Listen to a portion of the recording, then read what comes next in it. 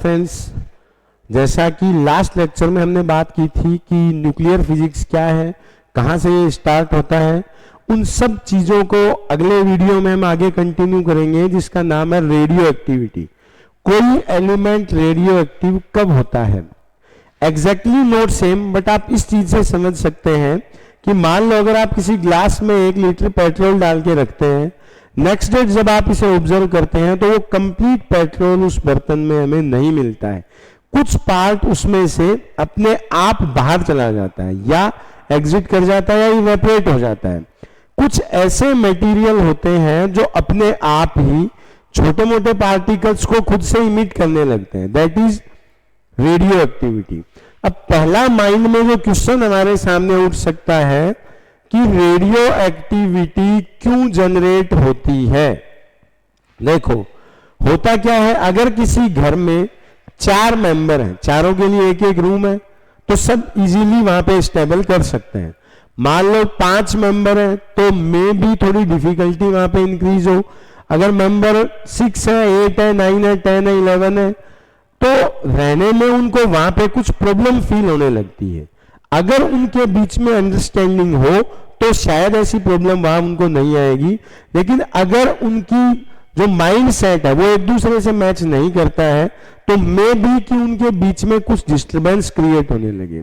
मान लो किसी गांव में 100 लड़के हैं, 100 लड़कियां हैं, इजीली सबकी शादी हो सकती है, तो ऐसा वहां कोई अनस्टेबिलिटी क्रिएट नहीं होगी। मान लो नंबर ऑफ बॉयज बढ़ने लगते हैं, नंबर ऑफ बॉयज हो गए 120, नंबर ऑफ गर्ल्स अभी 100 है, तो कितने बच्चे ऐसे हैं जो एक्स्ट्रा क्रिएट हो गए हैं 20, या हम कह सकते हैं उन 20 को आगे वो प्रॉब्लम आने वाली है आने वाले टाइम में। तो वो बाकी के जो 100 है वो क्या ट्राई करने लगते हैं कि कैसे भी करके उन 20 को वहां से हटाया जाए। इस हटाने के प्रोसेस में जब उन 20 एलिमेंट्स को 20 एलिमेंट्स को बाहर निकाला जाता है, इस प्रोसेस को बोलते हैं रेडियो एक्टिविटी। क्या है रेडियो एक्टिविटी? देखिए मान लीजिए 6 कार्बन 12, इसमें नंबर ऑफ प्रोटॉन कितना है? नंबर ऑफ प्रोटॉन है 6, नंबर ऑफ न्यूट्रॉन कितना है? 6। अगर आप यहां से, अगर हम यहां से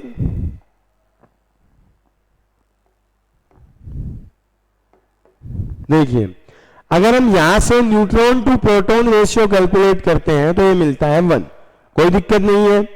अगर हम सेकंड एलिमेंट लेते हैं 26Fe56, यहां न्यूट्रॉन है 30 एंड प्रोटॉन इज 26, तो धीरे धीरे अनस्टेबिलिटी की तरफ सिस्टम जा रहा है। हम कह सकते हैं कि न्यूट्रॉन जो है वो प्रोटॉन से एक्सीड कर रहे हैं।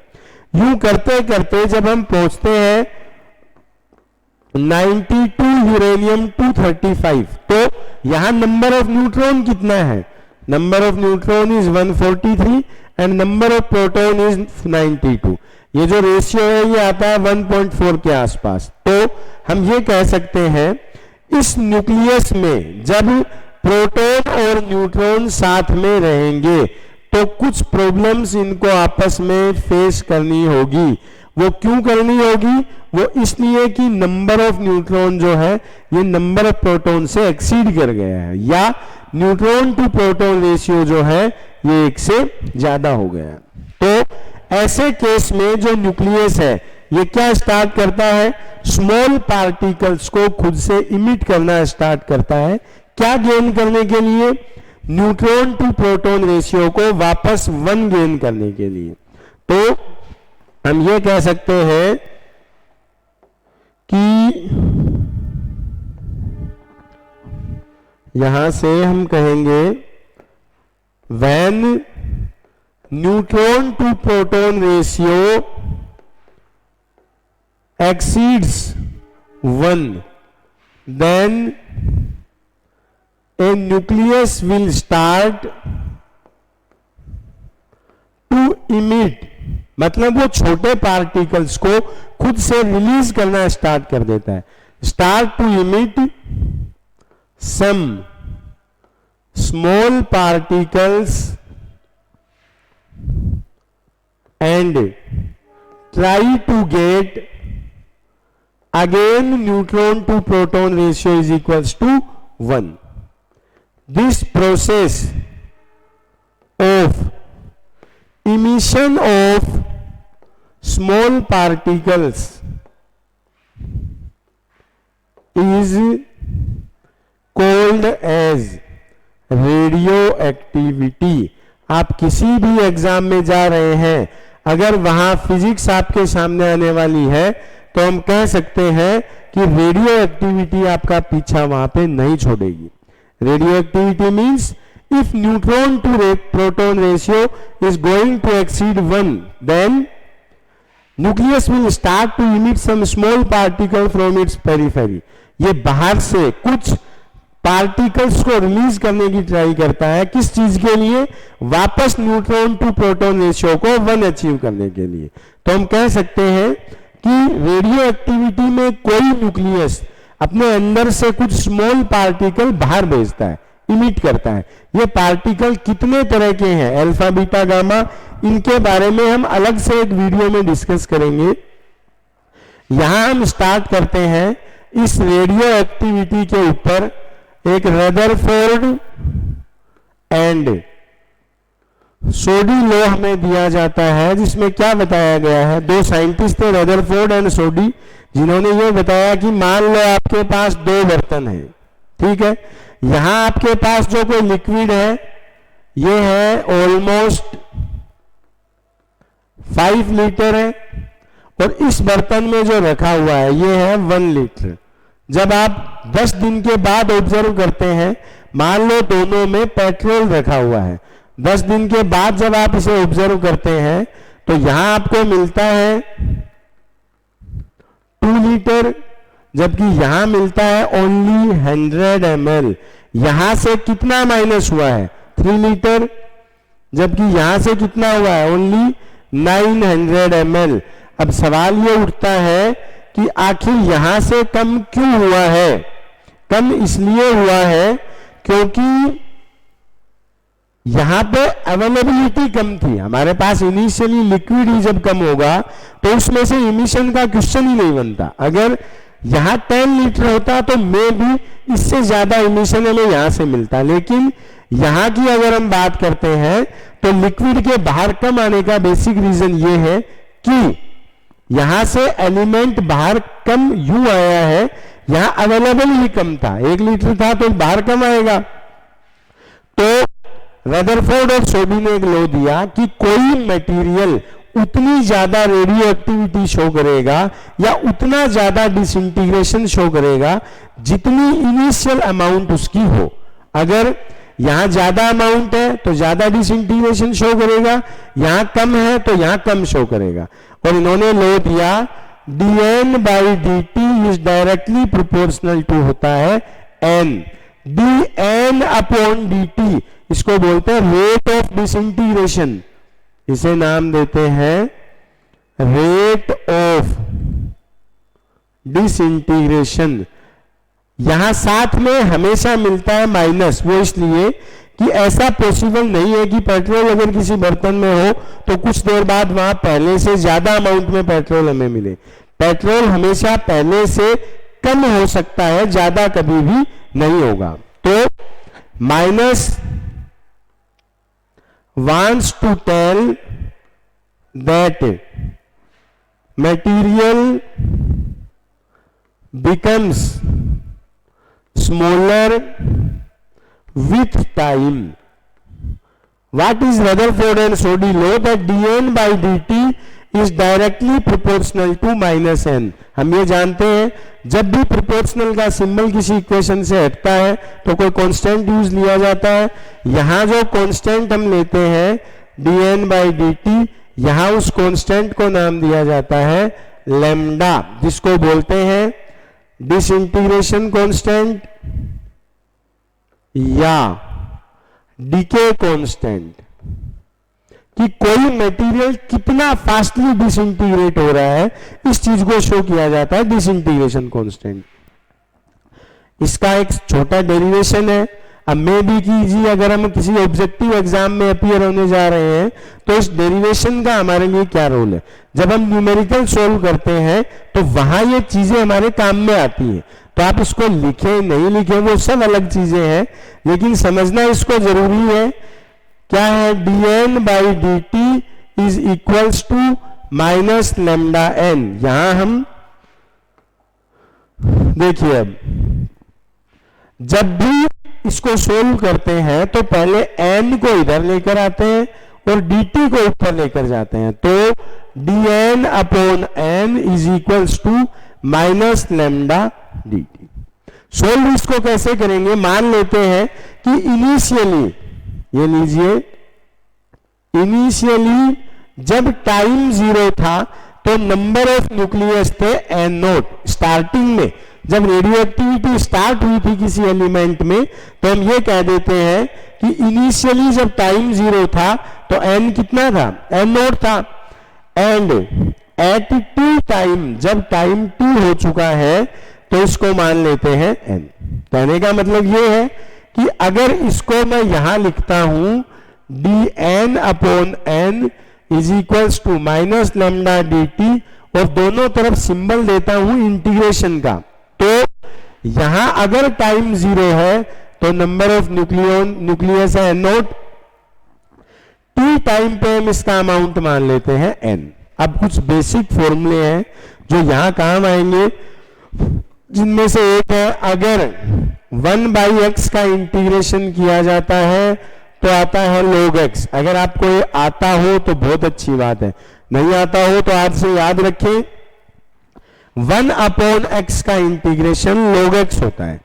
तो dn अपॉन n, यहां है 1/n का इंटीग्रेशन, तो ये किया जाएगा log n, कहां से कहां तक, n0 से n तक, माइनस लेमडा dt का इंटीग्रेशन, किसी वेरिएबल के रिलेटिव जब हम इंटीग्रेशन करते हैं, जैसे यहां dt के रिलेटिव, और वो वेरिएबल खुद वहां प्रेजेंट हो ही नहीं, तो इंटीग्रेशन के बाद एग्जैक्ट उसी वेरिएबल को लिख दिया जाता है। जैसे अगर आप करते हैं dx का इंटीग्रेशन, यहां कुछ नहीं है, उत्तर आएगा x। अगर आप करते हैं dn का आएगा n, अगर आप करते हैं dt का तो आएगा t। यहां dt था तो ये लिख दिया हमने t। इसको बोलते हैं लोअर लिमिट और इसको बोलते हैं अपर लिमिट। पहले अपर लिमिट पुट करेंगे तो log n, बाद में minus log n0 is equals to minus lambda t minus 0। पहले अपर लिमिट पुट करनी होती है, फिर lower limit. log a minus log b, हम जानते हैं कि अगर log a minus log b हो तो इसको लिखते हैं log a अपॉन b, तो ये लिखा जाएगा log n by n0 minus lambda t। फिर से एक नई चीज जो आती है, जब log इक्वल के दूसरी तरफ जाता है तो e की पावर बना देता है। मतलब अगर आप log को इधर लाते हैं तो जो क्वांटिटी यहां लिखी है, जो वैल्यू यहां लिखी है, उसको e की पावर में लिख दिया जाता है। जैसे यहां लिखा है log x बराबर 5, तो x इज इक्वल्स टू लिखा जाएगा e रेज टू पावर 5।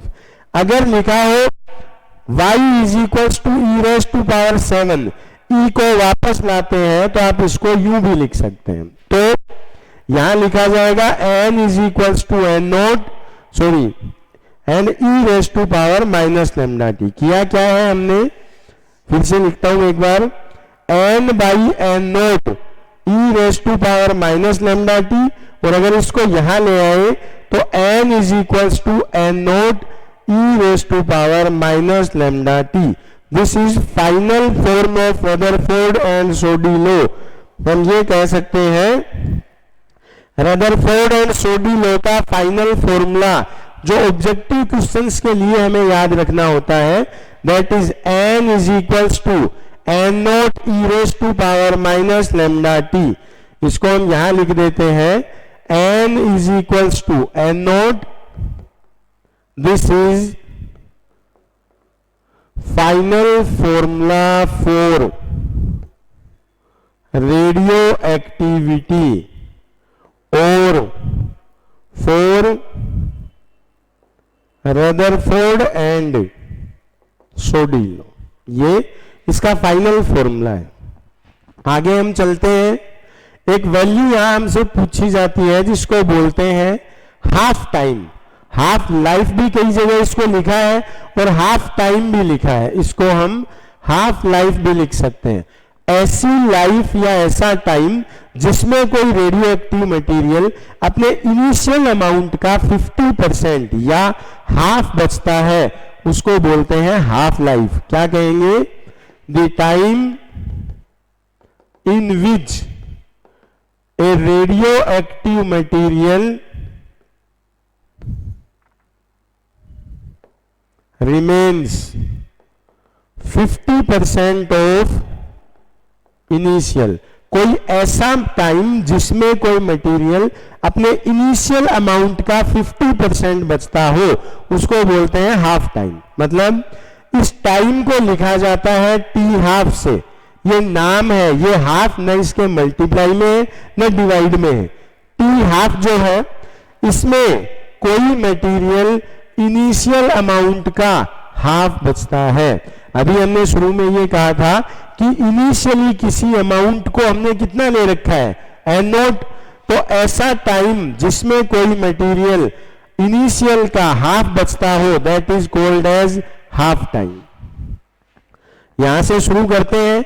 इसकी वैल्यू कैसे फाइंड आउट करते हैं, इसी को सोल्व करते हैं।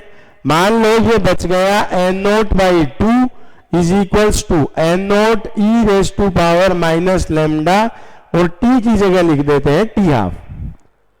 ऐसा टाइम जिसमें टाइम की जगह हमने लिखा है टी हाफ, कोई मटेरियल अपने इनिशियल अमाउंट का हाफ रिमेन हो, एन नोट बाई 2। यहां से अगर इसको काट दें, अगर इसको नीचे लेके आते हैं तो पावर लिखा जाएगा प्लस का, दोनों को अपोजिट कर दें। अब याद हो तो अभी मैंने कहा था कि जब लोग इक्वल के दूसरी तरफ जाता है तो ई का पावर करता है, या ई अगर वापस आता है तो लोग कर देता है। अभी यहां से लोग आया तो ई का पावर हुआ था, ई वापस जाएगा तो इसको लिख देंगे log 2 is equals to lambda into t half. इस लोग का बेस होता है ई। जो लोग इधर उधर फ्लक्चुएट अभी कर रहा था, इसका बेस लिया जाता है टी। जबकि लोग में अगर कोई भी वैल्यू हमें लेनी हो तो उसका बेस लेना होता है 10। मतलब इस बेस को हमें चेंज करना होगा। अगर आपके माइंड में क्वेश्चन हो कि लोग का बेस ई और 10 का मतलब क्या है, तो बेसिक मैथ्स का जो वीडियो आपको दिया गया है उसमें अलग से आपको लोग एक्सप्लेन कर दिया जाएगा। यहां जब बेस चेंज करते हैं, जब लोग का बेस ई की बजाय 10 किया जाता है तो इसको 2.303 से मल्टीप्लाई कर देते हैं। आगे 2.303 log 2, इसकी वैल्यू होती है 0.3010 is equals to lambda into t half. अगर इस लेमडा को यहां ले आए, इन दोनों को मल्टीप्लाई कर दे, तो टी हाफ का जो फॉर्मूला हमारे पास आता है, ये आता है 0.693 बाई लेमडा। रेडियो एक्टिविटी के लगभग हर क्वेश्चन में ये फॉर्मूला जरूर काम में आएगा। कंप्लीट रेडियो एक्टिविटी जिसका कोई भी क्वेश्चन हो, उसमें ऐसा कोई सवाल हमारे सामने नहीं आएगा जिसमें कौन सा फॉर्मूला काम में नहीं आए। T half is equals to 0.693 upon lambda. इसके आगे बात करते हैं। नेक्स्ट आता है मीन लाइफ। मान लो कोई मटेरियल इनिशियली 100% है, कोई मटेरियल शुरुआत में हमारे पास पूरा है। हाफ टाइम जिसको अभी हमने टी हाफ दिया था, इसमें मटेरियल कितना बचता है, एन नोट बाई 2, या हम इसको लिख सकते हैं 50%। अब नई चीज जो आती है उसको बोलते हैं मीन लाइफ या average life. This is average life. Mean life या एवरेज लाइफ क्या है? ऐसा टाइम, इसको टो से शो किया जाता है, जिसमें कोई मटेरियल अपने इनिशियल अमाउंट का 37% बचता है। मतलब अगर इनिशियली 100% है, ये टाइम टो जाता है तो ये बचता है 37%, या इसको लिखते हैं 1/e बचता है। ई की वैल्यू होती है 2.7, 1/2.7 को अगर हम सोल्व करते हैं तो आता है 37%। So what is mean life? ऐसा टाइम जिसमें कोई मटेरियल अपने इनिशियल अमाउंट का 37% बचता है या 1/E बचता है, उसे बोलते हैं मीन लाइफ। कई बार एग्जाम्स में क्वेश्चन आता है, how much a radioactive material will remain after 2 mean lifes. तो कैसे सोल्व करेंगे? ये 100 है, यहां से 37, और अगेन जब दूसरी मीन लाइफ जाएगी तो इसको लिख देंगे, यहां से हटा देते हैं इसको, 37 इंटू 37। इनिशियली 100 का 37% था, और अभी जब दोबारा करते हैं तो ये आता है 37 का 37%। ये ऑलमोस्ट इसकी वैल्यू आती है 13.5%। मीन लाइफ जिसको टो से लिखते हैं 1/E या 37% मटेरियल बचता है, और इसका जो फॉर्मूला है ये लिया जाता है 1/λ। डिसइंटीग्रेशन कांस्टेंट के इनवर्स को, अपोजिट को, रेसिप्रोकल को मीन लाइफ या एवरेज लाइफ बोलते हैं। ठीक है, नेक्स्ट वीडियो में हम चलेंगे इससे आगे, कैसे इसके क्वेश्चंस हमें दिए जाते हैं और कैसे उन्हें सोल्व करना है, ये सारी चीजें हम देखेंगे नेक्स्ट वीडियो में। तब तक हमसे जुड़े रहिए। नेक्स्ट वीडियो में हम रेडियो एक्टिविटी से रिलेटेड जितने तरह के न्यूमेरिकल हो सकते हैं वो सारे आपके लिए एक साथ लेके आएंगे, और यहां तक जितना चैप्टर हो चुका है वो नेक्स्ट वीडियो में आपका कंप्लीट करवाएंगे। Take care, bye.